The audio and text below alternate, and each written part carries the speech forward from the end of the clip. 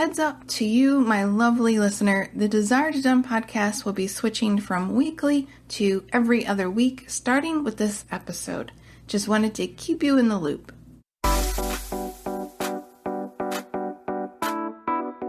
One moment you can be hustling and bustling, getting stuff done left and right, feeling great about life and business, and then, boom, you can barely peel yourself out of bed.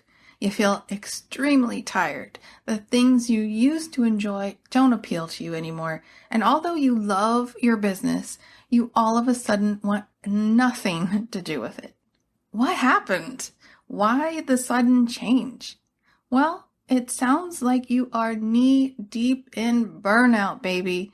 Burnout can easily happen to any business owner. It's a sneaky little thing too. You can feel on top of the world one minute and the next you just want to sit on the sofa and binge watch Gilmore Girls for days. Okay, the truth is I want to do that all the time because I'm totally addicted to that show. Hey there, welcome to the Desire to Done podcast. I'm your host, Billy Gardner. I am no stranger to burnout. It happens to me occasionally, but now I know the signs of it coming on and what to do when I hit that burnout stage. In today's episode, I'll be covering what to look out for, how to prevent burnout, and what to do if you find yourself burnt to a crisp. How do you know when you're burnt out?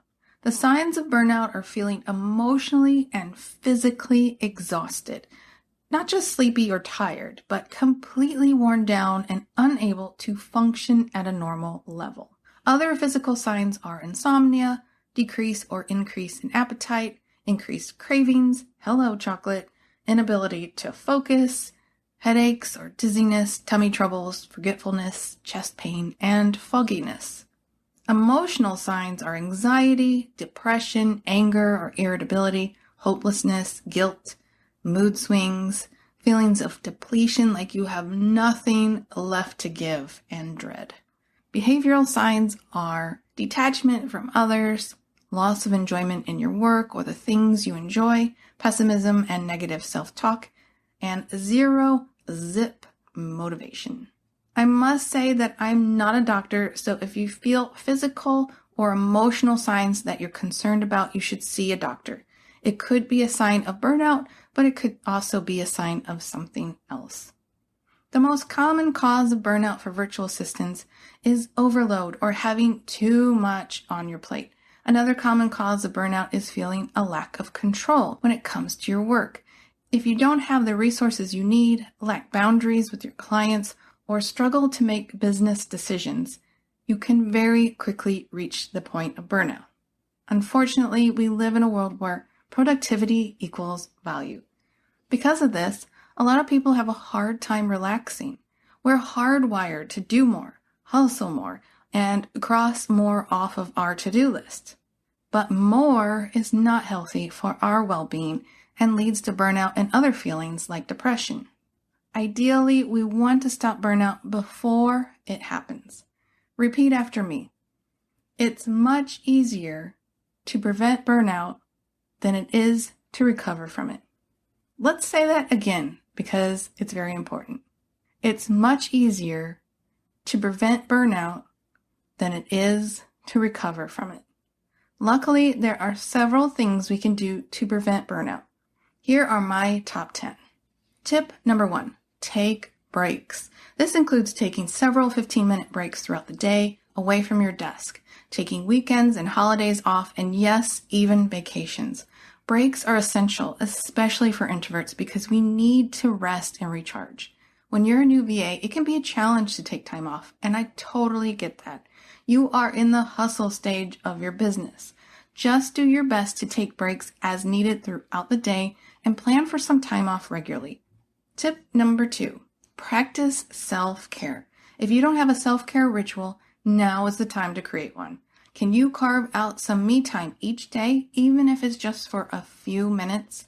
What about longer me time, perhaps on the weekend? Choose when to do your self-care and what you'll do. Then stick with it. If you find your new ritual isn't working out or isn't as enjoyable as you thought it would be, try something else.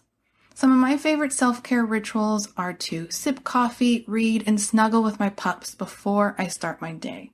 Move my body after work, dance, stretch, or do a guided meditation if I'm too tired. Before bed, watch something I enjoy and drink a cup of chamomile tea. Take weekends off and take a week off every 3 to 4 months.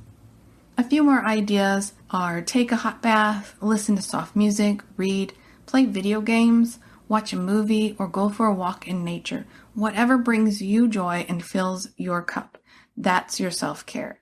Schedule time on your calendar for yourself because you are worth it. Tip number 3, get support. People who have support systems are far less likely to burn out. It could be your family, friends, biz, bestie, a Facebook group, or some other group. If you're a virtual assistant, we have a super supportive group of introverts and some extroverts inside the Introvert VA Club forum. Go to introvertvaclub.com to learn more. You can even get professional support from a therapist. Let yourself be vulnerable and reach out to someone you trust when you feel yourself heading towards burnout.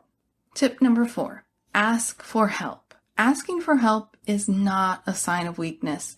We all need help from time to time.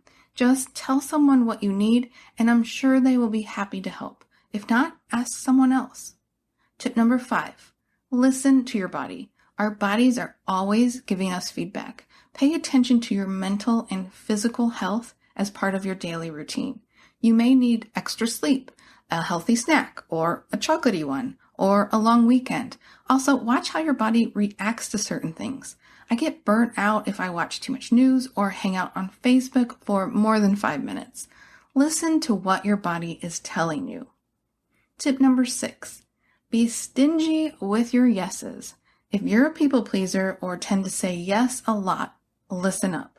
All those yeses can easily lead to burnout. Learn to say no and say it often, especially when your body tells you to. Tip number 7, know your boundaries. It's essential to create boundaries with clients, family, and friends. And if someone breaks your boundaries, let them know. Tip number 8, work with your energy levels.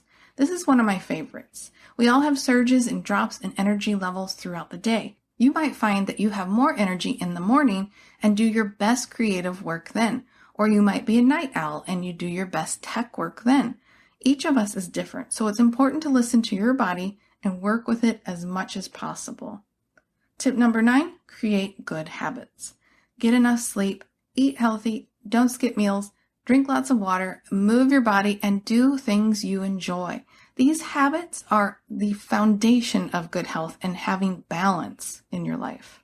And tip number 10, know the signs. You don't just wake up one day and feel burnout. If you notice that you're feeling more tired than usual, unable to focus, or craving a Netflix binge, check in with yourself.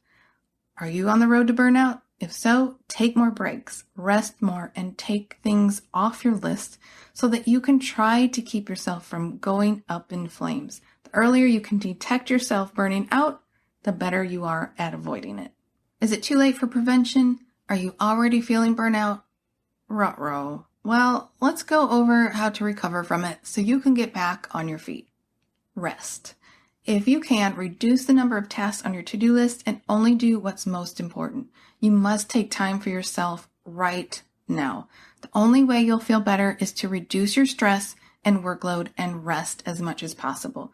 Do things you enjoy if you feel up to it, like reading, watching a movie, meditating, journaling, or just sitting and looking out the window. You might feel guilty and beat yourself up for feeling unproductive, but know that you are being productive. Your body is doing a lot behind the scenes. Make changes. If you don't change things, you'll keep burning out over and over. Take the time to see how you can reduce burnout in the future. Ask for help. Can you ask someone to help you to lighten the burden? Or can you pay someone to help you? Go slow. If you try to rush your recovery, you'll likely end up right back where you started. So ease into things and take all the time you need. Do something small, then take a break. Repeat this process till you feel stronger to do more significant tasks. Remember, don't rush it. And create a plan. Once you feel better, again, don't rush this. Create a plan for keeping burnout at bay and what to do if you feel burnt out. Keep in mind that burnout didn't happen overnight, and therefore, you're not going to recover in a single day. Change takes time. Just be consistent, give yourself grace, and things will begin to improve. I have a few resources that I recommend for staying healthy. I'll link to them in the episode description. I hope you now have a plan in place to prevent burnout. If you're already feeling burnt out, then I hope you get sweet relief soon. If you like this episode, please follow or subscribe to get notifications when a new episode is available. I'd really love a review too. Thanks for listening. Take care and talk soon.